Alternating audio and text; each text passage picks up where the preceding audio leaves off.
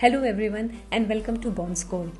बहुत सारे बोरोवर्स को ये प्रॉब्लम होती है कि उनके लोन एप्लीकेशंस रिजेक्ट हो जाते हैं बिकॉज ऑफ इनकम्प्लीट डॉक्यूमेंटेशन। कई बार वो डॉक्यूमेंट देने में थोड़ा सा डिले हो जाते हैं या उनके कुछ डॉक्यूमेंट्स में मिसमैच रहता है। दोनों ही रीजंस की वजह से उनके लोन डिक्लाइन हो जाते हैं और ये बहुत सारे बोरोवर्स ने मुझे प्रॉब्लम बताई है। आज इस वीडियो में मैं इस प्रॉब्लम का आपको एक छोटा सा सॉल्यूशन भी देने वाली हूँ। एंड तक बने रहिएगा। Okay, my name is Anju and मैं क्रेडिट अंडरराइटिंग और रिपेयर एक्सपर्ट हूँ। I have more than 12 years of experience in lending industry, loans industry में। चलिए ये वीडियो स्टार्ट करते हैं कि डॉक्यूमेंटेशन है क्या और ये ज़रूरी क्यों है। आप जब भी बोरोइंग के लिए जाते हैं मार्केट में, किसी बैंक में या फाइनेंशियल इंस्टीट्यूशन में, they also want to know ना कि भाई हम जिसको लोन दे रहे हैं does the other person is capable to pay बस बैक। तो वो आपसे डॉक्यूमेंटेशन मांगते हैं।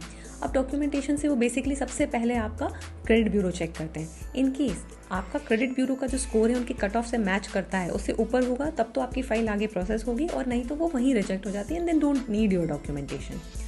अभी हम ये मान के चल रहे हैं कि आप एक सैलरीड बोरोवर है। इन this video I am taking care of the salaried borrowers का डॉक्यूमेंटेशन, और ये बोल रही हूँ कि आपका कट ऑफ स्कोर यानी कि 650 से ऊपर आपका क्रेडिट ब्यूरो है। आपको क्या डॉक्यूमेंटेशन रेडी रखना चाहिए? सबसे पहले आता है आपका KYC यानी कि नो योर कस्टमर्स। ये जो है ना, ये RBI के द्वारा निर्देशित होता है एंड पूरी गाइडलाइंस उन्हीं की फॉलो करनी होती है। यहाँ पर कोई भी कंपनी आपको कोई डिविएशन नहीं देगी। जानिए अब KYC में आपको क्या क्या रेडी रखना चाहिए, अपने पास हैंडी रखना चाहिए। सबसे पहले आपका आधार कार्ड, आपका पैन कार्ड, आपका voter ID card, driving licence, passport, ration card अगर आपके पास है तो गुड टू गो, नहीं है तो कोई दिक्कत नहीं है।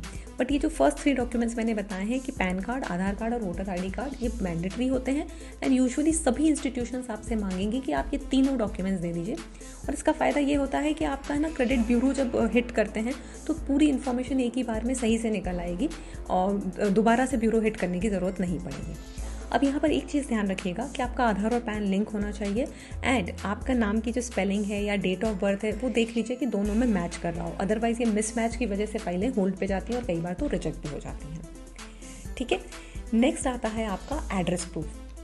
अब जहाँ आप रहते हैं ये जानना ज़रूरी है ना कि आप कहाँ रहते हैं, और ये भी वो मांगेंगे आपसे डॉक्यूमेंट्स। तो इसमें आप पहला तो आप यूटिलिटी बिल्स दे सकते हैं, जैसे कि आपका वाटर बिल हो गया है, इलेक्ट्रिसिटी बिल हो गया है, गैस का सिलेंडर आता है तो वो चलेगा, बैंक स्टेटमेंट चल जाता है।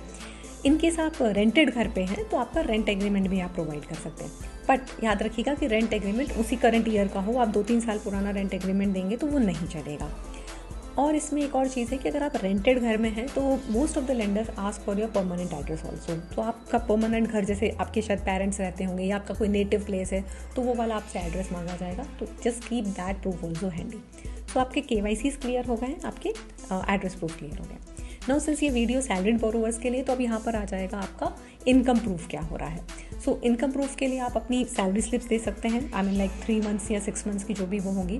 फॉर्म 16 लग सकता है, या फिर ITR अगर आप भरते हैं तो आपको वो भी देना चाहिए। आई mean like you should give it front hand. कि क्यों मांगेगी ना कंपनी आपसे, आप पहले ही सब कुछ हैंडी रखिए, just give it so that आपके ना लोन अप्रूवल के चांसेस बढ़ जाते हैं। इसके बाद हमारा आता है कि आपके पास एम्प्लॉयमेंट का प्रूफ। अब कई बार ये होता है ना कि आपने कोई जॉब स्विच करी है, प्रोबेबली कई हमें लाइक 45 days का या 90 days का आपका नोटिस पीरियड है और आप उस ट्रांजिशन पीरियड में, और आपके पास वो 3 महीने की शायद सैलरी स्लिप नहीं होती है, तो वो बोलते हैं कि आप हमें एम्प्लॉयमेंट प्रूफ दे दीजिए। आप ऐसा कर सकते हैं कि अपनी जो नई कंपनी जहाँ आप ज्वाइन कर रहे हैं वहाँ का अपॉइंटमेंट लेटर रेडी रख लीजिए। प्रीवियस कंपनी के भी जो भी आपके पास डॉक्यूमेंट्स हैं वो आप दे सकते हैं, just to prove that employment stability है। तो बेसिक पर्पस यहाँ पर यही है कि आपको अपनी एम्प्लॉयमेंट स्टेबिलिटी बतानी है and then that you are not unemployed और आपके पास सोर्स ऑफ इनकम है यहाँ पर। That is the moral of the story. Next last में आता है आपका bank statement. Most of the companies जो भी लेंडिंग इंस्टीट्यूशंस हैं वो आपसे एटलीस्ट 6 months का आपका बैंक स्टेटमेंट मांगेंगे। अब सैलरी जिस अकाउंट में आ रही है वो वाला स्टेटमेंट तो देना ही है। इसके अलावा आपके पास अगर कोई सेविंग अकाउंट है या कोई ऐसा अकाउंट है जिससे आपकी दूसरी EMIs जा रही है तो वो भी आप पहले ही दे दीजिए, बिकॉज क्रेडिट ब्यूरो में तो वहाँ दिख जाता है कि आपकी 5-6 EMIs चल रही हैं।